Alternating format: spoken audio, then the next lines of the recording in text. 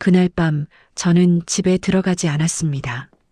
49년 동안 지켜온 선을 그 남자 앞에서 넘고 말았어요. 그 순간 제 인생이 두 동강 났다는 걸 알면서도 멈추지 않았어요. 문손잡이에 손을 얹었는데 발이 움직이지 않았어요. 신발 바닥이 바닥에 붙은 것처럼 온몸이 거기 그대로 굳어 있었고 그 사람 숨소리가 제 등 뒤에서 들려왔습니다. 왜 이런 일이 일어난 걸까요? 저도 몰랐어요. 정말로. 제 남편은 좋은 사람이에요. 지금도 그렇게 생각해요. 다만 오래전부터 우리 사이에는 말이 없었어요. 밥상에서도 잠자리에서도 창밖을 보는 눈빛이 서로 다른 곳을 향하고 있다는 걸 우리 둘 다 알면서도 아무도 먼저 말을 꺼내지 않았어요.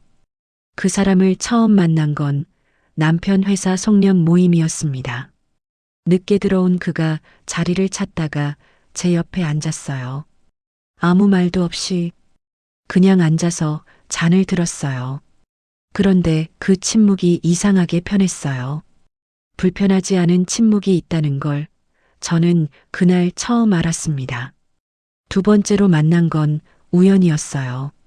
제가 자주 가는 카페에 그 사람이 혼자 앉아 있었고 저는 그냥 지나쳤어야 했는데 발이 먼저 멈췄습니다.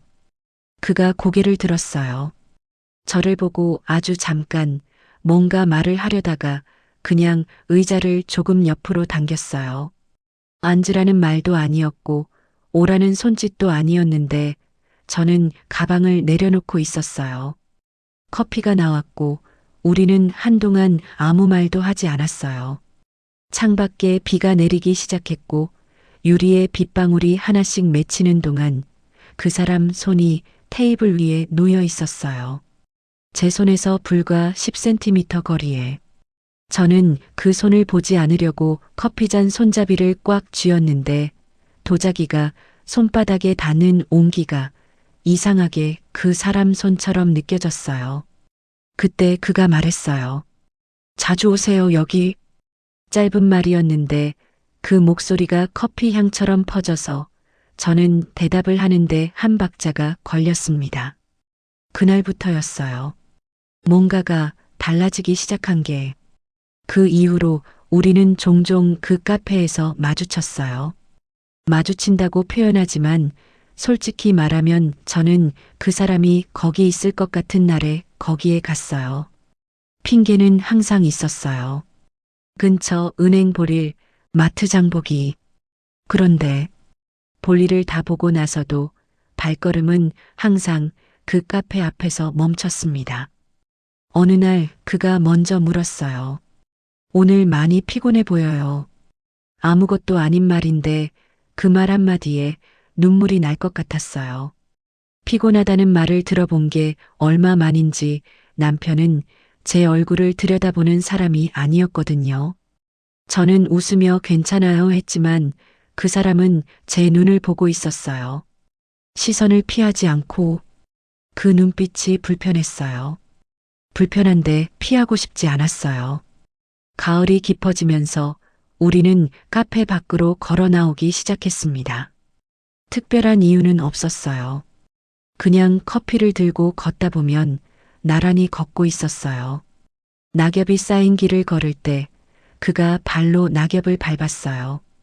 바스락 하는 소리가 났고 저도 따라서 밟았어요. 그 소리가 우스워서 웃었더니 그 사람도 웃었어요. 그게 전부였는데 집에 와서 그 웃음이 자꾸 생각났어요. 잠이 들기 전에 밥을 먹다가 설거지를 하다가 11월의 어느 저녁이었어요. 그가 처음으로 저녁 먹었어요? 하고 물었고 저는 아직요 했고 그래서 우리는 작은 국밥집에 들어갔어요.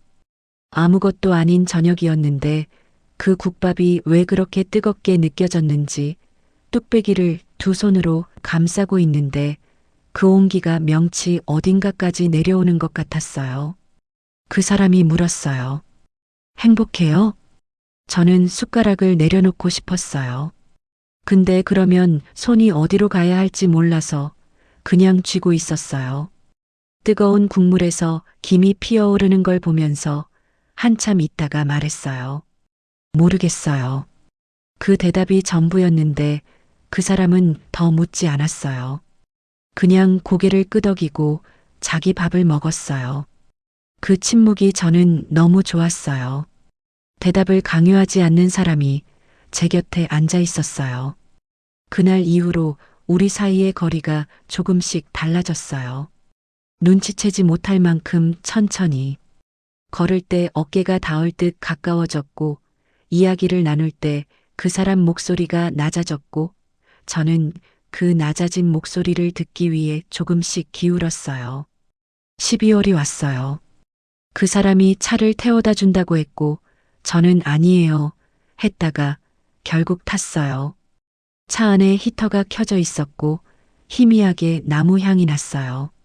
창밖에 첫눈이 내리기 시작했고, 와이퍼가 좌우로 움직이는 소리가 규칙적으로 들렸어요. 그 규칙적인 소리가 이상하게 마음을 놓이게 했고, 저는 헤드레스트에 머리를 기댔어요. 그가 물었어요. 춥지 않아요? 따뜻해요. 제 목소리가 제 귀에도 낮게 들렸어요. 그 사람이 히터를 조금 더 높였어요. 그게 전부였는데 그 행동이 저한테는 무언가 커다란 것처럼 느껴졌어요. 집 앞에 차가 멈췄을 때 저는 내려야 한다는 걸 알았어요. 알면서 안전벨트를 천천히 풀었고 가방을 집었다가 내려놨고 다시 집었어요. 그 사람이 그걸 보고 있었어요. 아무 말 없이. 저는 창밖을 봤어요. 눈이 여전히 내리고 있었고 가로등 불빛 아래서 눈이 빛났어요. 그 빛을 보는데 그 사람 손이 핸들 위에서 조금 움직이는 게 보였어요.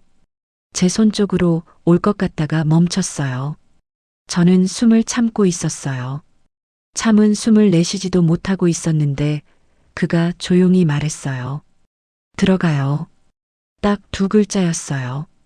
저는 차에서 내렸고 눈이 발등 위에 떨어졌어요. 차가웠어요. 그런데 얼굴은 뜨거웠어요. 집에 들어와서 코트를 벗지도 못하고 현관에 서 있었는데 심장이 아니라 귀 뒤가 달아올랐어요. 귀 뒤가 그렇게 뜨거워진 게 처음이었어요.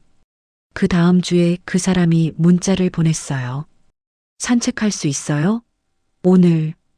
핸드폰을 들었다 내려놨어요. 또 들었다가 화면이 꺼질 때까지 보다가 다시 켰어요. 그리고 답장을 보냈어요. 네. 한 글자를 보내고 나서 왜인지 손끝이 떨렸어요. 우리가 만난 건 저녁이었어요. 강변 쪽이었는데 바람이 차가웠고 강물 위에 가로등이 흔들렸어요. 저는 목도리를 두르고 나갔는데 그가 제 목도리가 한쪽으로 흘러내린 걸 보고 잠깐 손을 뻗었다가 멈췄어요. 그 멈춤이 저는 더 기억이 나요. 닿은 것보다 닿지 않으려고 멈춘 그 손이. 우리는 아무 말 없이 한참 걸었어요. 강바람이 얼굴을 쳤고 발밑에 자갈이 밟히는 소리가 났어요. 그 사람이 보폭을 맞춰 걸어줬어요. 제가 늦어지면 그도 늦어지고 제가 빨라지면 그도 빨라졌어요. 그걸 의식하고 나서부터 저는 걸음이 이상해졌어요. 어느 순간 그가 말했어요. 이런 사람이 옆에 있으면 좋겠다, 늘. 저는 강을 보고 있었어요. 강을 보면서 그 말을 들었는데 강물이 출렁이는 것처럼 무언가가 제 안에서 흔들렸어요. 대답을 했어야 했는데 목이 메말라서 침을 삼켰는데 그 소리가 바람 소리보다 크게 들렸어요. 그가 제 쪽을 봤어요. 저도 그를 봤어요. 그 눈이 너무 가까웠어요. 가까운데 피하지 않았어요. 둘 다. 얼마나 그렇게 있었는지 모르겠어요. 강바람이 불어왔고 그 바람에 제 머리카락이 날렸고 그 사람이 손을 들었어요. 느리게.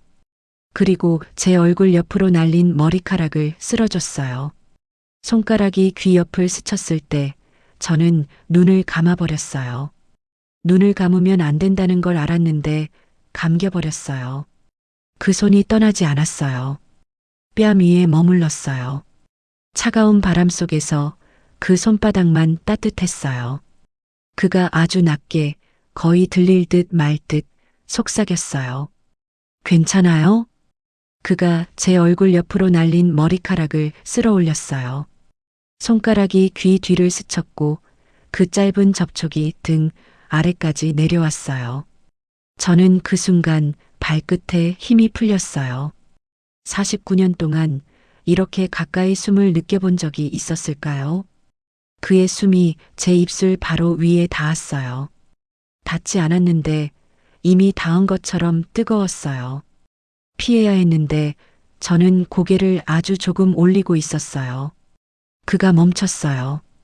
정말 닿기 직전에. 그 멈춤이 더 위험했어요. 제가 먼저 숨을 들이켰어요. 그 숨이 그의 입술에 부딪혔고 그 다음 순간 입술이 닿았어요. 처음엔 조심스러웠어요. 확인하듯이, 믿지 못하겠다는 듯이. 그런데 제가 눈을 감는 순간 그 조심스러움이 사라졌어요. 그의 손이 제 뺨을 감싸쥐었어요. 놓치지 않겠다는 힘은 아니었는데 그 온도가 제 얼굴을 완전히 덮었어요. 입술이 조금 더 깊어졌어요. 천천히, 도망칠 시간을 주지 않는 속도로. 강바람이 목덜미를 세게 쳤는데 그 차가움과 그의 온기가 섞여서 어디가 차갑고 어디가 뜨거운지 구분이 안 됐어요. 저는 그의 코트깃을 잡고 있었어요. 언제 잡았는지도 모른 채 멈춰야 한다는 생각은 분명 있었어요. 그런데 그 생각이 몸까지 내려오는데 시간이 걸렸어요. 그가 먼저 물러났을 때 입술이 떨어지는 그 순간이 닿는 순간보다 더 선명했어요. 숨이 엉켰어요. 누가 먼저였는지 모르게 그의 이마가 제 이마에 닿았어요. 이번엔 가볍지 않았어요. 서로 기대지 않으면 서 있기 어려운 사람들처럼. 그리고 아주 낮게 거의 부서질 것 같은 목소리로 말했어요. 이러면 안 되죠. 그 말이 늦었다는 걸 우리 둘 다 알고 있었어요. 그 순간 아무도 먼저 멈추지 않았어요. 어쩌면 멈추고 싶지 않았는지도 몰라요. 돌아서는 발걸음이 이상하게 가벼웠고 심장은 아직 제 것이 아닌 것처럼 빠르게 뛰고 있었어요. 이미 지워지지 않을 밤이 되었다는 걸 저는 알고 있었어요. 그날 밤 저는 집에 들어갔어요. 남편은 소파에서 TV를 켜둔 채 잠들어 있었어요. 뉴스 앵커 목소리가 낮게 흘러나오고 있었고 입이 조금 벌어진 채로 같은 자세로 저는 그 얼굴을 한참 봤어요. 익숙한 얼굴이었는데 낯설었어요. 저는 코트를 벗어걸고 화장실 불을 켰어요. 거울 속에 제가 있었는데 제가 아닌 것 같았어요. 뺨이 아직 붉었고 입술이 조금 달랐어요. 뭐가 달라진 건지 설명할 수 없는데 달라 보였어요. 수도꼭지를 틀고 찬물로 손을 씻었어요. 한 번, 두 번, 세 번. 손이 시려질 때까지. 그런데 강변에서 맡았던 그 사람 향이 손을 씻어도 사라지지 않았어요. 그 향이 뭔지 모르겠어요. 비누인지 공기인지 그냥 그 사람인지. 코로 맡는 게 아니라 기억 어딘가에 남아있는 것 같았어요. 손등을 코에 가져다 댔는데 거기서도 나는 것 같았어요. 아닌데 나는 것 같았어요. 침실에 들어와서 불을 끄고 누웠어요. 남편은 아직 거실에 있었고 저는 혼자 어두운 방에 있었어요. 천장을 봤어요. 아무것도 없는 천장. 창문 너머 가로등 빛이 커튼을 통해 흐릿하게 들어왔고 그 빛이 천장 위에 얇게 깔렸어요. 눈을 감았어요. 눈을 감으니까 강변이 보였어요. 자갈 소리가 들렸어요. 그 사람 손이 제 뺨 위에 있었고 이마가 제 이마에 닿아 있었어요. 그 무게가 너무 선명해서 저는 눈을 다시 떴어요. 천장이 있었어요. 이불을 끌어당겼어요. 목까지 올렸는데 이불이 무겁지 않았어요. 아무것도 없는 것 같았어요. 옆에 체온이 없으니까 이불이 차가웠어요. 제 체온이 이불에 스미는데 얼마나 걸리는지, 그 시간이 이렇게 길었는지 몰랐어요. 핸드폰을 봤어요. 새벽 1시였어요. 문자는 없었어요. 저도 보내지 않았어요. 보내면 안 된다는 걸 알았으니까. 알면서 핸드폰을 꽉 쥐었어요. 화면이 꺼질 때까지. 사흘이 지나고 그 사람에게서 연락이 왔어요. 잘 있어요? 세 글자였어요. 저는 그 세 글자를 3번 읽었어요. 천천히. 그리고 핸드폰을 내려놨어요. 부엌에 가서 물을 한 잔 마셨어요. 냉장고 앞에 서서 차가운 물이 목을 내려가는 걸 느끼면서 다시 방으로 왔어요. 핸드폰 화면이 꺼져 있었어요. 켰어요. 네. 보냈어요. 그게 전부였는데 그 한 글자를 보내고 나서 숨을 내쉬는데 한참 걸렸어요. 그 다음 날 우리는 만났어요. 카페도 아니고 강변도 아니었어요. 그 사람 차 안이었어요. 아무 데도 가지 않고 그냥 주차장에 세워진 차 안에 있었어요. 바깥이 비가 왔고 앞 유리에 빗방울이 떨어졌어요. 와이퍼는 꺼져 있었고 빗방울이 유리 위에서 천천히 흘러내렸어요. 히터는 켜져 있었어요. 차 안이 따뜻했어요. 비 오는 바깥이랑 차 안이 다른 세계 같았어요. 그 사람이 말했어요. 보고 싶었어요. 저는 창밖을 보고 있었어요. 빗방울이 흘러내리는 걸 보면서 그 말을 들었어요. 등이 먼저 반응했어요. 등 전체가 뜨거워졌어요. 아무 말도 못했어요. 그가 다시 말했어요. 말하면 안 되는 거 아는데 말 안 하면 더 못 있겠어서. 저는 고개를 돌렸어요. 그 사람을 봤어요. 그 눈이 창밖을 보고 있었어요. 저를 보지 않고 창밖을 보면서 그 말을 했어요. 그 옆모습이 왜인지 위태로워 보였어요. 강한 사람이 위태로워 보이는 게 이상하게 마음을 건드렸어요. 저는 손을 내밀었어요. 그 사람 손 위에 제 손을 얹었어요. 아무 말도 하지 않고 그 사람이 숨을 들이켰어요. 그 소리가 차 안에 울렸어요. 그리고 아무도 말을 하지 않았어요. 빗소리가 지붕을 두드렸어요. 규칙적으로. 그 소리가 심장 소리 같았어요. 누구 것인지 모르는 심장 소리. 그 사람 손이 천천히 뒤집어졌어요. 제 손을 잡았어요. 꽉 쥐지 않았어요. 그냥 놓치지 않을 만큼만. 그 온도가 제 손바닥으로 스며드는 동안 저는 숨을 쉬는 방법을 잠깐 잊었어요. 얼마나 그렇게 있었는지 모르겠어요. 비가 멈출 때까지였는지 아니면 우리가 먼저 멈춘 건지. 그가 물었어요. 나 미워요? 저는 대답하지 않았어요. 밉지 않았으니까 그 사람이 더 묻지 않았어요. 빗소리가 잦아들었고 유리 위에 마지막 빗방울 하나가 느리게 흘러내렸어요. 저는 그걸 끝까지 봤어요.